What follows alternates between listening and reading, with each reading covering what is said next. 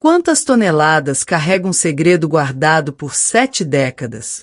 Ele pesa mais que meus joelhos exaustos, mais que as linhas gravadas em minha face, mais que a soma dos comprimidos que engulo para me manter respirando. Olá a todos que me acompanham agora. Meu nome é Eunice Nogueira, e cheguei aos 84 anos.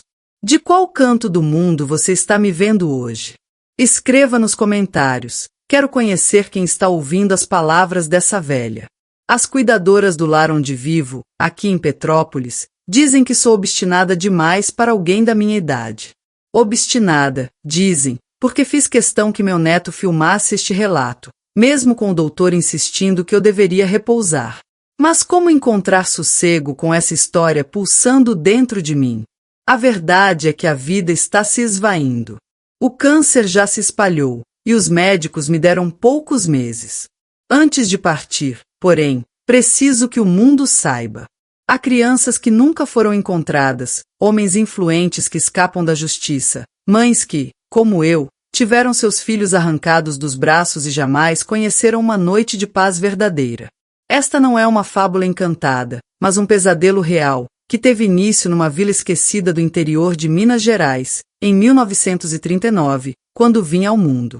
Uma menina humilde, filha de um tropeiro, que sonhava com um par de sapatos novos e acabou enredada na mais cruel das ciladas. Talvez alguns de vocês duvidem. Outros podem pensar que é devaneio de uma anciã. Mas cada marca que carrego, as visíveis na pele e as invisíveis na alma, é prova do que enfrentei. Sobrevivi porque acreditava que Deus, como um pai, me salvaria um dia. Repitam comigo nos comentários. Essa frase foi minha âncora quando tudo que eu queria era desistir. Meu neto está acenando, sinalizando que o tempo voa. Então, vamos direto ao começo dessa história. Se, ao ouvi-la, você sentir um eco do que vivi, por favor, compartilhe, curta, inscreva-se no canal. Há muitas Eunices por aí, ainda hoje, esperando que alguém ouça seus clamores antes que seja tarde. No verão de 1952, o chão escaldante de terra tostava meus pés descalços. Eu tinha 13 anos, e meu corpo ainda tateava o que significava ser mulher, mas já carregava o peso de sustentar 8 irmãos menores. Morávamos num casebre de taipa, à beira de uma estrada poeirenta que levava a Diamantina. O telhado gotejava nas chuvas, o piso virava lama, e as paredes não seguravam o vento gelado da noite. Era pobre, mas era nosso lar, o único que conhecíamos. Meu pai, Sebastião, era um tropeiro errante. Passava semanas cruzando caminhos com seus burros esqueléticos e, quando voltava, trazia mais cansaço que dinheiro. Minha mãe, Luzia, lavava roupas para os mais abastados da região, tentando multiplicar o pouco que tínhamos. E você, de onde me assiste? Quero imaginar o conforto da sua casa enquanto falo daquela menina que fui. Acordava antes do amanhecer para buscar água no riacho, comia só depois que os irmãos estivessem saciados, dormia encolhida num colchão de palha dividido com 3 irmãs. Na escola, quando conseguia aparecer, eu brilhava. Dona Jurema, a mestra, dizia que minha mente era afiada como uma lâmina nova. Eu lia vorazmente qualquer pedaço de papel, jornais amassados, folhetos de missa, até rótulos de latas. Sonhava ser professora, mas o desejo mais urgente, aquele que alimentava minhas preces noturnas, era ter um par de sapatos novos. Não herdados, não emprestados, não largos esperando meu pé crescer. Sapatos só meus. Pode parecer tolice para você, mas, para aquela menina, sapatos novos eram sinônimo de respeito. Significavam entrar na igreja sem sentir vergonha aos domingos, evitar os olhares debochados das filhas do dono da farmácia. Foi por esse sonho simples, e pela fome que nos corroía, que tudo desmoronou. Se você já sentiu uma fome que aperta o estômago e turva a visão, conte nos comentários. A fome transforma a gente. Faz aceitar promessas que nunca consideraríamos, confiar em quem não merece um pingo de fé. Numa tarde abafada de abril de 1952, enquanto esfregava roupas no córrego, vi um caminhão estacionar perto da venda do seu Toninho. Dele desceu um homem que parecia de outra realidade. Sapatos lustrosos, calça de linho impecável, camisa alva sem uma mancha, cabelo alinhado com brilhantina. Ele não pertencia à poeira da nossa estrada. Larguei as roupas na água e corri, junto com outras crianças curiosas, para vê-lo de perto. O homem entrou na venda, trocou palavras com seu Toninho, e logo o boato correu. Era um doutor da capital, buscando moças para trabalhar em casas de família. Chamava-se Laerte Silveira, e seu sorriso era o mais persuasivo que já vi. Sobrevivi porque acreditava que Deus, como um pai, me salvaria um dia. Repitam isso comigo mais uma vez, porque essas palavras vão ganhar peso quando eu revelar o que veio depois. No dia seguinte, vi Laerte caminhando em direção ao nosso casebre. Meu coração disparou. Por que um homem tão elegante visitaria nossa miséria? Corri para dentro, ajeitei as tranças bagunçadas, esfreguei o vestido puído para disfarçar as manchas. Minha mãe o recebeu com um pé atrás. Estávamos acostumadas a padres, freiras ou assistentes sociais que apareciam vez ou outra, sempre com um olhar que misturava piedade e desconforto. Mas Laerte era diferente. Sentou-se no nosso único banco decente, aceitou o café ralo que mamãe ofereceu e foi direto ao assunto. Dona Luzia, soube que a senhora tem uma filha trabalhadeira. Minha irmã, em Belo Horizonte, precisa de uma ajudante de confiança. Oferecemos salário justo, quarto próprio, folga aos domingos e o melhor, chance de estudar à noite. Minha mãe me lançou um olhar de canto. Eu fingia varrer o chão, mas cada palavra dele ecoava nos meus ouvidos. Ela ainda é muito nova, doutor. Só tem 13 anos. A idade perfeita, Dona Luzia. Moças mais velhas já vêm com manias. Sua filha aprenderá direitinho e poderá mandar dinheiro para casa todo mês. Vi mamãe fazer cálculos na cabeça, 8 bocas famintas, um marido que raramente trazia sustento, o inverno se aproximando, o telhado precisando de remendos.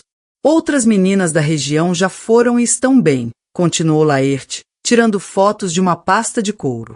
Esta é Dolores, filha da comadre da dona Jurema, agora em São Paulo, trabalhando para um médico. E está a Joana, do outro lado do rio. A patroa até pagou um curso de datilografia para ela. Está quase noiva. As imagens mostravam moças sorridentes, bem vestidas, posando diante de casarões. Hoje sei que eram falsas, montagens cruéis. Mas, para minha mãe, eram promessas de um futuro possível. Naquela noite, ela se sentou na beira do nosso colchão. Eis, você quer ir? O doutor disse que pode ajudar seus irmãos. Pensei nos sapatos novos, nas roupas elegantes das fotos, na chance de estudar. Mas também senti medo do desconhecido, a saudade que já apertava. A senhora acha que devo? Ela deu um suspiro pesado, daqueles que carregam o fardo de escolhas impossíveis. Acho que a sua chance de ter uma vida melhor que a minha. 3 dias depois, embarquei no caminhão de Laerte. Minha sacola de pano levava 2 mudas de roupa, um pente quebrado e uma medalha de Nossa Senhora das Graças, presente da primeira comunhão. Mamãe chorava em silêncio. Meus irmãos acenavam, sem entender a gravidade do momento. Vou voltar para visitar. Vou mandar dinheiro todo mês, prometi, engolindo as lágrimas. Laerte sorriu, ligou o motor, e partimos. A última visão que tive da minha família foi pelo retrovisor. Mamãe na estrada de terra, com meu irmão menor no colo, encolhendo até sumir na poeira vermelha. Se você me assiste de uma cidade grande, talvez não compreenda o que é ser uma menina do interior, sem horizontes. De onde você está agora? Escreva nos comentários. Quero imaginar seu mundo, tão diferente do lugar para onde eu seguia. Sobrevivi porque acreditava que Deus, como um pai, me salvaria um dia. Esse foi meu refúgio durante a viagem longa, enquanto a paisagem mudava e eu percebia que não íamos para Belo Horizonte. Íamos muito além, para um lugar onde os gritos se perdiam no vazio. Após quase um dia inteiro sacolejando, o caminhão parou. Minhas pernas estavam dormentes, a boca seca. Não havia cidade alguma, apenas uma fazenda isolada, cercada por um mar de canaviais que se estendia até o horizonte. Chegamos, disse Laerte, abrindo a porta. Bem-vinda à Casa do Encanto. Era uma construção antiga, de paredes amarelas desbotadas, com uma varanda ampla na frente. Ao redor, só o sussurro da cana ao vento e, ao longe, um galpão sombrio. Nem casas vizinhas, nem estradas pavimentadas, nem sinais de vida além dali. Mas não estamos em Belo Horizonte, murmurei, confusa. Não, pequena. Estamos em Goiás. Minha irmã prefere a calma do campo. É melhor para as moças. Um nó apertou minha garganta. Era longe demais. Como mandaria notícias? Como visitaria minha família? Uma mulher apareceu na varanda. Cabelos castanhos num coque, vestido florido, lábios pintados de vermelho. Seu sorriso não alcançava os olhos. Esta é minha irmã, Vera Lúcia, apresentou Laerte. Bem-vinda, Eunice, disse ela, a voz melíflua, mas o olhar frio como pedra. As outras meninas estão loucas para te conhecer. Outras meninas? Pensei que trabalharia só para ela, numa casa de família. Entrei, arrastando minha sacola, sentindo as tábuas do assoalho rangerem sob meus pés descalços. A casa misturava restos de opulência com descuido, móveis outrora elegantes, agora riscados, cortinas de veludo empoeiradas, um perfume barato tentando mascarar um cheiro que, mais tarde, identifiquei como desespero. Vera me guiou por um corredor até um quarto amplo, com várias camas. 6 meninas estavam lá, todas próximas da minha idade. Algumas costuravam, outras fitavam o vazio. Quando entramos, levantaram-se num sobressalto. Esta é Eunice, a nova colega de vocês, anunciou Vera. Façam-na se sentir em casa. Assim que ela saiu, as meninas relaxaram um pouco. Uma delas, talvez com 16 anos, aproximou-se. Tinha olhos grandes e tristes, cabelos negros na altura dos ombros. Sou Joana, disse, quase sussurrando. De onde você é? De perto de Diamantina, em Minas. Eu sou de Uberaba. Estou aqui há quase 2 anos. 2 outras meninas vieram, Teresa, magrinha, de olhos puxados, e Marisa, morena, de cachos soltos. Falavam baixo, como se temessem ser ouvidas. Que trabalho fazemos aqui? Perguntei, ainda ingênua. Aromaco? Cozinha! Elas trocaram olhares. Joana segurou minhas mãos. Eunice, isto não é uma casa de família. Aqui é um lugar onde homens vêm para ficar com moças. Não compreendi de imediato. Aos 13 anos, criada numa família simples e devota, eu mal sabia como os bebês vinham ao mundo. Ficar como marido com esposa, murmurei. Teresa baixou os olhos para o chão. Meu sangue gelou. As histórias da minha avó sobre moças perdidas voltaram como um trovão, o pecado, a danação, a vergonha. Quero ir embora, declarei, as lágrimas brotando. Preciso voltar para minha mãe. Marisa balançou a cabeça, desolada. Não dá para fugir, Eunice. Estamos no meio do nada, e eles têm armas. Naquela primeira noite, não preguei o olho. Fiquei deitada, encarando o teto, ouvindo os grilos lá fora e os soluços abafados de algumas meninas. Rezei como nunca, pedindo a Nossa Senhora que me tirasse daquele pesadelo. Mas não era sonho. Era o começo do meu inferno particular, um inferno que marcaria anos da minha vida e deixaria cicatrizes que carrego até hoje, aos 84 anos, enquanto conto isso para vocês. Vocês, que me veem agora, talvez num sofá confortável, com família por perto, comida na mesa, liberdade para ir e vir, conseguem imaginar o choque? É difícil crer que isso acontece, não é?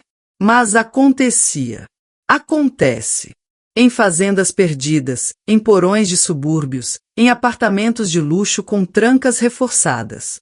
Sobrevivi porque acreditava que Deus, como um pai, me salvaria um dia. Escrevam isso nos comentários. É vital lembrar que, mesmo no abismo, a esperança é a última a apagar. Na manhã seguinte, Vera invadiu o quarto, batendo palmas. Hora do banho, meninas. Hoje temos visitas importantes. Quero todas impecáveis.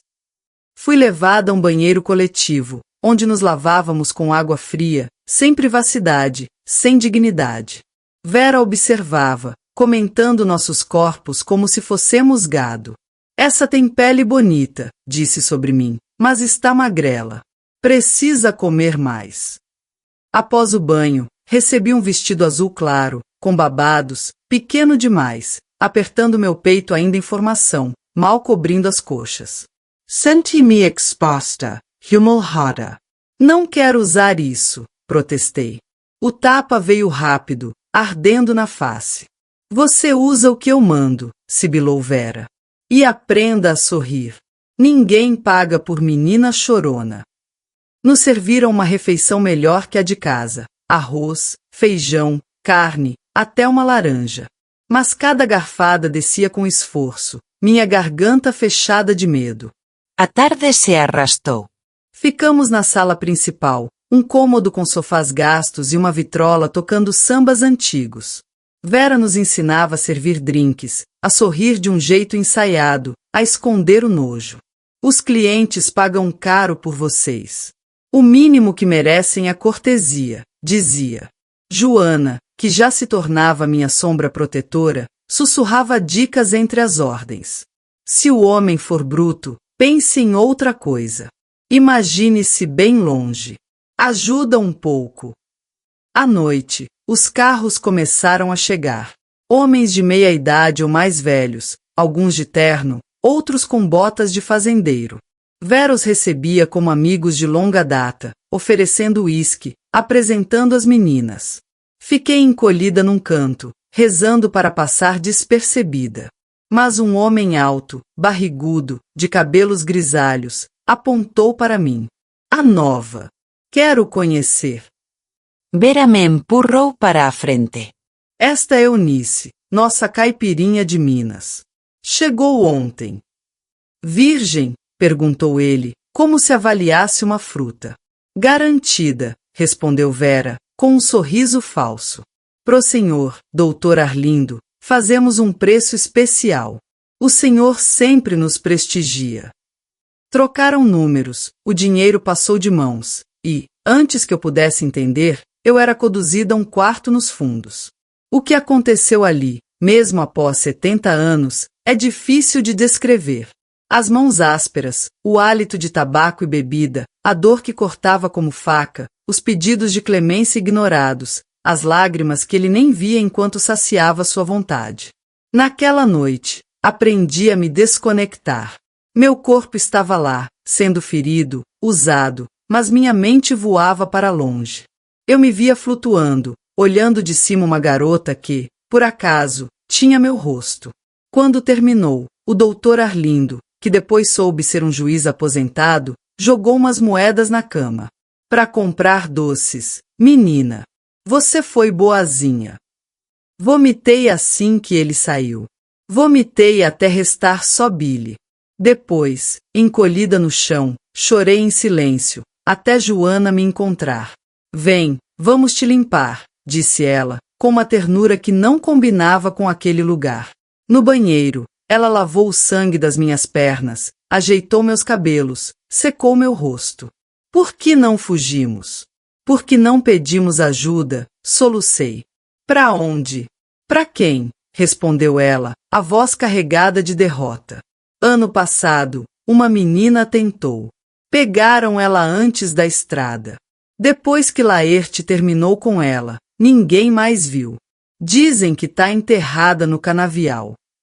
Naquela noite, deitada na cama, com o corpo dolorido e a alma em pedaços, fiz um juramento. Sobreviveria. Não importava como, não importava o preço. Um dia, sairia daquele lugar e contaria ao mundo o que acontecia ali. Levei 70 anos para cumprir essa promessa. 70 anos de silêncio, vergonha e culpa. Mas estou aqui agora, encarando a câmera, falando com vocês. De que cidade você me vê? Escreva nos comentários. Quero saber onde minha voz ecoa, se há quem reconheça, nas minhas palavras, sombras de outras histórias silenciadas. Sobrevivi porque acreditava que Deus, como um pai, me salvaria um dia. Essa frase não é só um convite para comentar. Foi o que me manteve viva quando tudo parecia perdido. Os dias na Casa do Encanto seguiam uma rotina cruelmente previsível. Acordávamos ao amanhecer, tomávamos um café ralo, limpávamos a casa, recebíamos lições de Vera, como servir bebidas, como dançar sem tropeçar, como sorrir mesmo com o coração gritando. À noite, os clientes chegavam. Alguns eram habitués, com suas favoritas. Outros, novidades trazidas por Laerte. Vera controlava tudo com precisão, anotando num caderno preto quanto cada homem pagava, quanto cada menina rendia.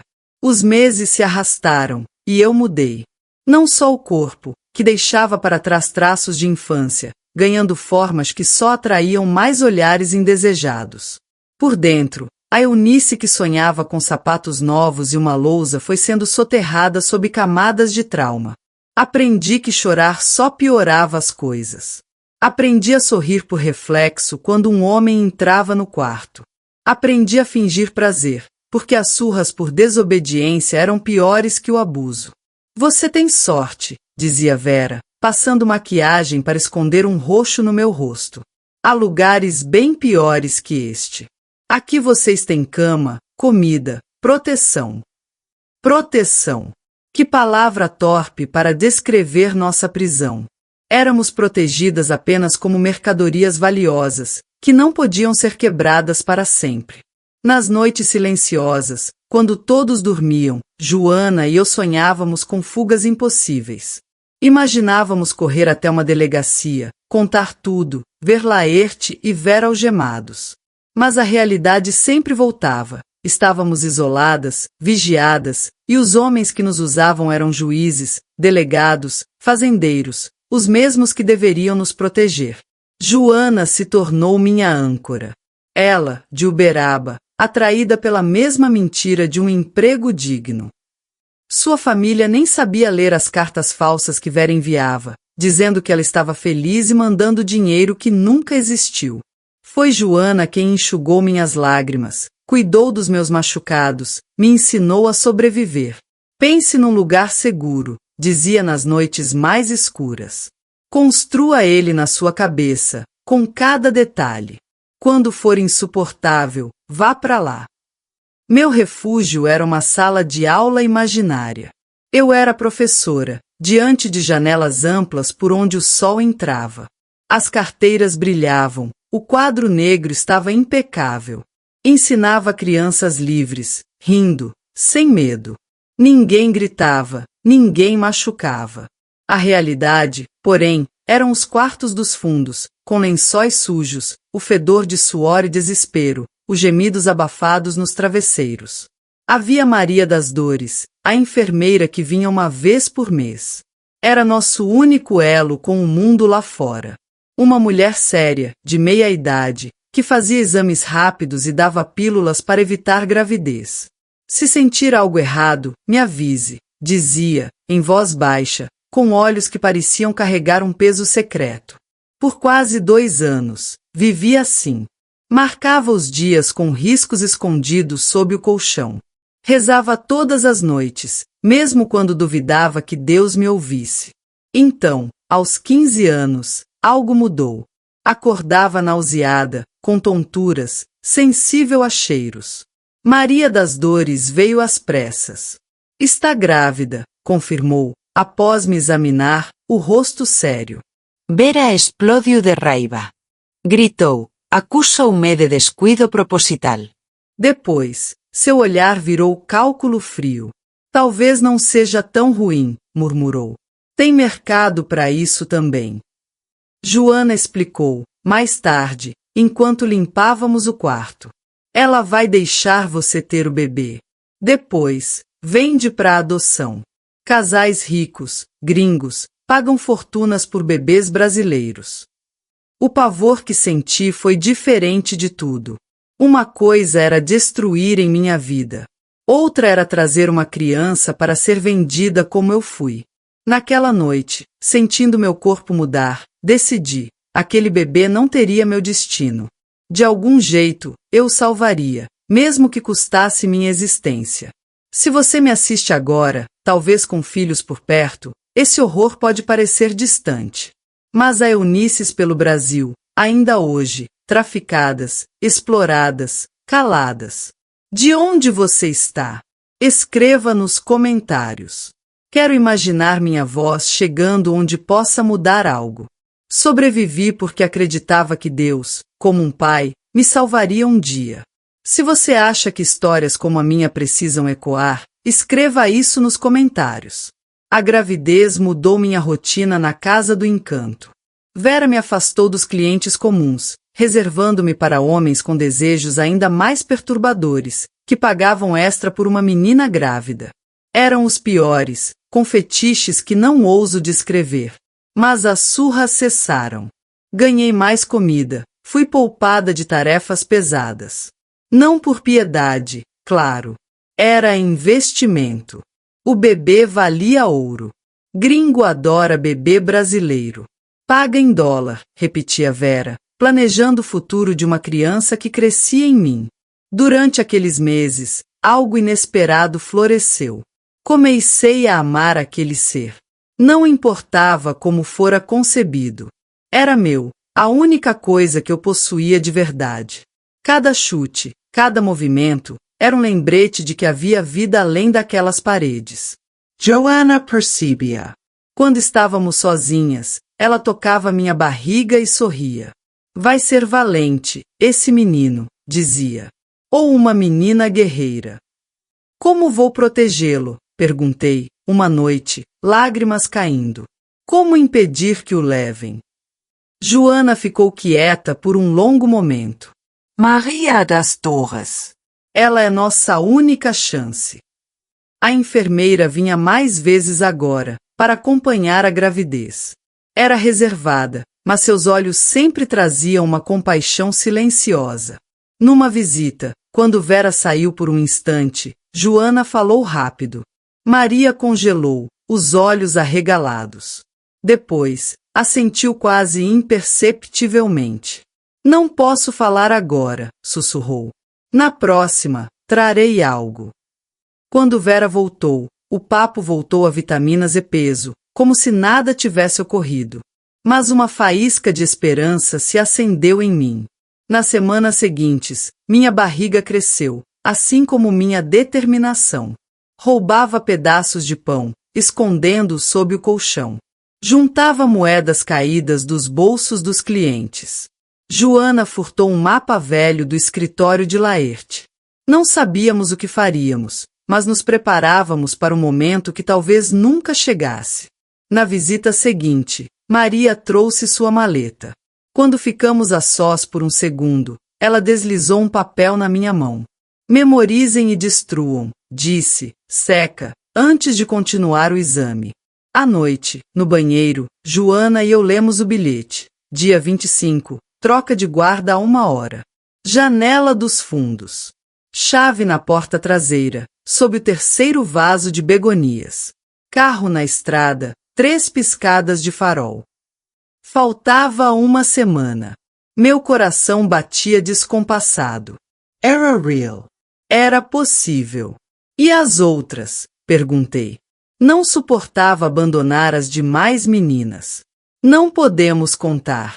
É arriscado demais. Mas, quando estivermos salvas, denunciamos tudo, disse Joana. Era um plano frágil, cheio de furos, mas era tudo o que tínhamos.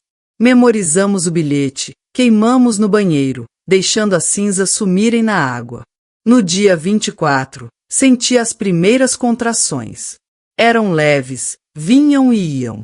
Escondi de todos, temendo que o parto antecipado destruísse nossos planos. Tudo bem? Perguntou Joana, notando meu desconforto no jantar. Cansada, menti, focando sorriso. À noite, as dores pioraram. Mordi o travesseiro para não gritar. Precisávamos esperar a troca de guarda, há 1 hora. Faltavam poucas horas. À meia-noite, Joana veio ao meu lado, fingindo trazer água. É agora, sussurrou. Assenti, muda, no meio de uma contração. Aguentou até aqui. Aguenta mais um pouco, disse ela, apertando minha mão. É nossa chance. Às 0h45, saímos do quarto na ponta dos pés. As outras dormiam, ou fingiam. No corredor escuro, parávamos a cada passo, atentas. A casa estava quieta, exceto pelo ronco de um guarda na sala. No jardim dos fundos, Joana achou o vaso de begonias. A chave estava lá. Outra contração me dobrou. Quase caí.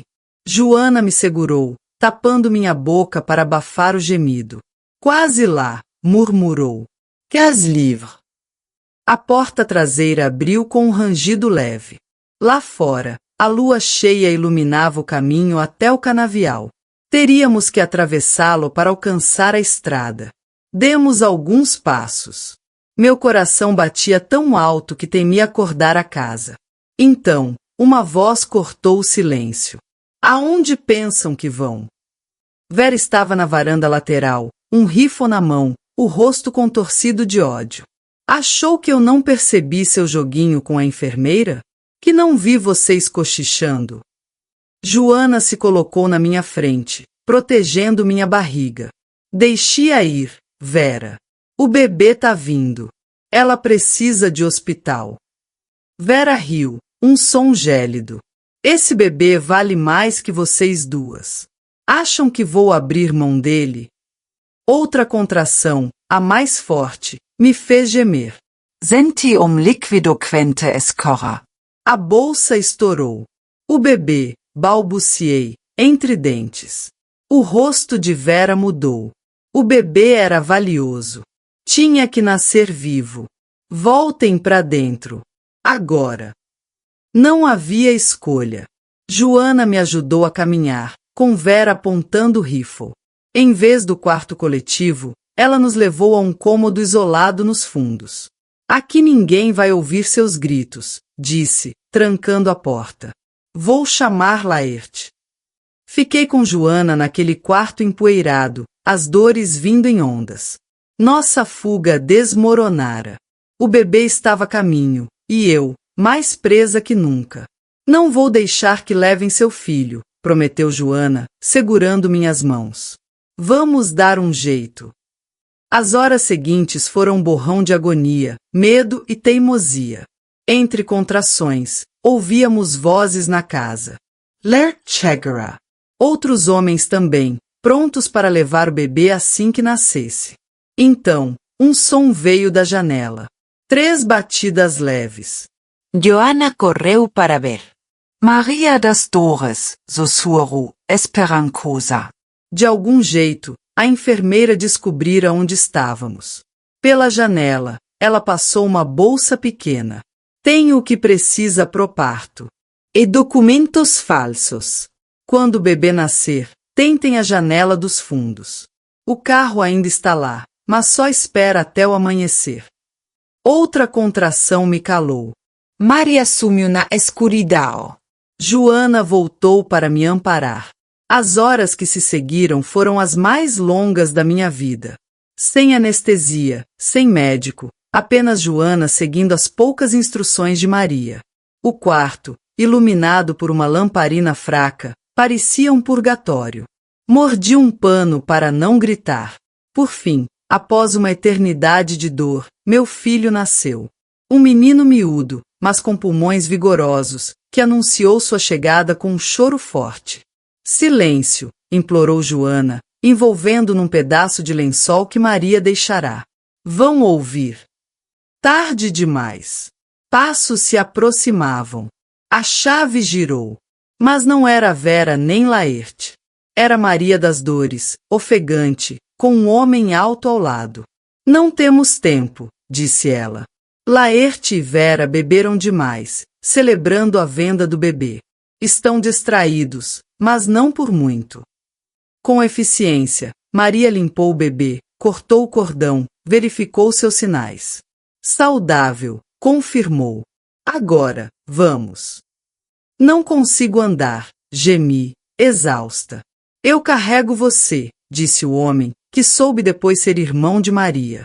Foi assim que deixamos a casa do encanto. Eu nos braços de um estranho, meu filho com Joana, Maria guiando o caminho para fora daquele pesadelo que me prendeu por quase 3 anos. O carro, um Chevrolet velho, estava lá. Entramos, e o motor rugiu na noite. Ao nos afastarmos, olhei a casa amarela uma última vez. Não senti alívio, nem vingança. Só um vazio onde deveria haver esperança. Para onde vamos? Perguntei, aninhando meu filho. Rio de Janeiro, disse Maria. Minha prima pode escondê-las. E há documentos novos para recomeçar. Olhei o bebê, tão alheio ao horror. Prometi, em silêncio, protegê-lo, dar-lhe a vida que me roubaram. Como vai chamá-lo? Perguntou Joana, no banco traseiro. Olhei pela janela. O céu clareava. Um novo dia. Gabriel, respondi. Porque ele é o anjo que me salvou. Vocês, que me veem de seus lares, acreditam em milagres no meio do caos? Acreditam que Deus manda anjos em forma de enfermeiras, amigas fiéis, bebês inocentes? Escrevam nos comentários. Sobrevivi porque acreditava que Deus, como um pai, me salvaria um dia. Ele me salvou por mãos humanas, com coragem rara. Se minha história te toca, escreva essa frase nos comentários. E se quer saber como chegamos ao Rio, como reconstruir minha vida, o que foi de Gabriel, peça a parte 2. Porque a jornada de Eunice Nogueira apenas comecava naquela fuga. A viagem ao Rio foi longa, tensa. Parávamos só para gasolina e necessidades urgentes. Gabriel chorava de fome, e eu, inexperiente, tentava amamentá-lo nos solavancos da estrada. Maria nos deixou na rodoviária da Central do Brasil, com identidades falsas e 400 cruzeiros. Não procurem suas famílias, alertou. Eles têm contatos por aí. Se acharem vocês, não precisou terminar. Sabíamos o risco. Com um recém-nascido e pouco dinheiro, Joana e eu achamos um quartinho em Anchieta, Zona Norte. Um barraco de madeira, sem banheiro próprio, com um fogareiro e uma cama. Era humilde, mas nosso. Longe da casa do encanto. Os primeiros meses foram duros.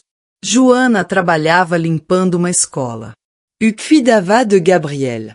Quando ele fez 3 meses, comecei a lavar roupa, com ele preso às costas por um pano. Era pobreza, mas liberdade. Cada noite sem medo, cada moedinha guardada, era uma conquista. À noite, porém, os pesadelos vinham. Acordava gritando, sentindo mãos que não estavam lá. Joana me acalmava. Eles não vão nos achar aqui, dizia, mais para si mesma. Com o tempo, criamos uma rotina. Para os vizinhos, Joana era tia de Gabriel. Inventamos que éramos primas viúvas, fugidas do interior. No Rio de 1956, ninguém perguntava muito. Todos tinham seus fardos. Aprendi a cozinhar, costurar, fazer contas para esticar o dinheiro. Aos 17 anos, era mãe, dona de casa, lavadeira, papéis que nunca imaginei, mas abracei por necessidade. Gabriel crescia forte, com olhos curiosos e um riso fácil. Para ele, eu criava histórias sobre seu pai, um pescador bondoso, perdido no mar antes de seu nascimento. Ele merecia uma origem mais doce que a verdade. Aos 2 anos de Gabriel, Joana conheceu Antônio, motorista de ônibus, frequentador da nossa igreja. Era simples, honesto. Apaixonou-se por ela, mesmo sabendo pedaços do seu passado. Vou casar, Eunice, disse ela, uma noite, entre felicidade e culpa. Antônio me pediu. Tem uma casinha em Campo Grande. Senti alegria, mas também medo de ficar só. Joana era meu porto seguro. Mas não podia prendê-la. Você merece isso, respondi, abraçando-a mais que ninguém. Mesmo casada, Joana não se afastou. Visitava, trazia mimos para Gabriel, ajudava quando podia. Mas nossos caminhos divergiram. Ela teve filhos, construiu uma família. Eu seguia com Gabriel, até conhecer a Lides. Ele era pedreiro, viúvo, com um filho de 5 anos, Bruno. Nos conhecemos na feira, onde eu vendia doces para complementar a renda. Começou com papos leves, virou café no boteco, depois passeios com as crianças. Alides era gentil, paciente. Quando me tocava, pedia permissão, algo novo para quem só conheceu violência. Por 6 meses, mantivemos um namoro respeitoso. Eut minha intimidade, associando-a à dor. Alides nunca forcou. Tenho a vida toda, Eunice. Só quero te ver feliz. Uma noite, vendo Gabriel e Bruno brincarem, ele segurou minha mão. Casa comigo. Vamos criar esses meninos juntos. Quis recusar, dizer que estava quebrada, que não seria a esposa que ele queria. Mas, olhando aquele homem bom, senti esperança. Preciso contar algo antes, falei, trêmula. Contei uma versão suavizada, que fui levada do interior com promessas falsas, abusada, que Gabriel era fruto disso. Não falei da casa do encanto, nem dos anos de horror. Mas disse o bastante para ele entender minhas cicatrizes. Esperei que saísse correndo. Em vez disso, ele chorou. Isso só me faz te admirar mais. Sua força, sua coragem. Ainda quer casar comigo? Mais que nunca. Casamos 3 meses depois, numa cerimônia simples. Joana foi madrinha. Gabriel e Bruno, os pajens mais lindos. Com o tempo, Alides construiu uma casa modesta em Nilópolis. Tive mais 2 filhos, Rosa, quando Gabriel tinha 5 anos, e Tiago, 2 anos depois. Era uma família. Minha família. Algo impensável na casa do encanto. Mas o passado nunca some. Mesmo casada, os pesadelos persistiam. Havia dias que eu recuava ao toque, até de Alides. Barulhos altos me assustavam. Temia que Laerte ou Vera aparecessem, que levassem Gabriel. A cada aniversário dele, acendia uma vela. Gratidão por sua vida, mas também memória das meninas que ficaram para trás, cujos rostos ainda vejo, enquanto os dos homens que nos feriram se confundem num borrão. Nunca busquei minha família em Minas. O medo era maior. Imaginava mamãe esperando cartas que nunca mandei, meus irmãos crescendo sem saber se eu vivia. Mais uma perda no meu fardo. Para o mundo, eu era Eunice, lavadeira, doceira, esposa, mãe. Só Joana e Alides conheciam a Eunice da Casa do Encanto. Gabriel cresceu brilhante. Economizei para seus estudos. Aos 17, ganhou uma bolsa para direito, o primeiro da família na universidade. Vou ser promotor, mãe. Vou prender bandidos, dizia, os olhos faiscando. Se ele soubesse sua origem. Mas decidi levar esse segredo ao túmulo. Por que marcá-lo com minha dor? O destino, porém, tinha outros planos.